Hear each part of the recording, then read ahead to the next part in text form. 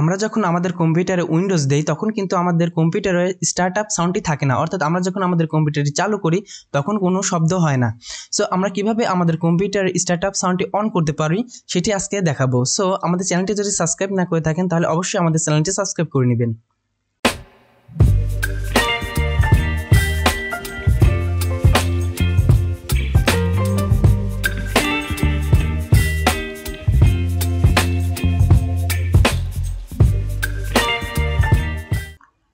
Windows 10 এ startup sound চালু করা একদমই সিম্পল। স্টার্টআপ সাউন্ড চালু করার জন্য আপনি চলে যাবেন সার্চ অপশনে এবং লিখবেন কন্ট্রোল প্যানেল। আপনি কন্ট্রোল প্যানেলে চলে যাবেন, এখান থেকে আপনি সাউন্ড অপশনটি খুঁজে বের করবেন।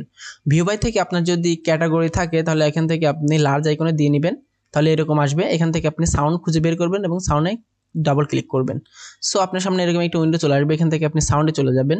নিচে দেখুন একটা অপশন রয়েছে play Windows startup sound. So এইটা যদি আপনার টিক না দেওয়া থাকে আপনি টিক দিয়ে নেবেন, টিক দিয়ে অ্যাপ্লাই করবেন এবং ওকে করবেন। সো জাস্ট এইটুকু কাজ করলেই কি হবে, আপনি যখন আপনার কম্পিউটারটি টার্ন অন করবেন তখন কিন্তু সুন্দর একটি সাউন্ড হবে। সো অবশ্যই ভিডিওটি ভালো লাগলে আমাদের চ্যানেলটি সাবস্ক্রাইব করে রাখবেন। এরকম তথ্যবহুল আরও ভিডিও পেতে আমাদের চ্যানেলটি অবশ্যই আপনি ফলো করতে পারেন।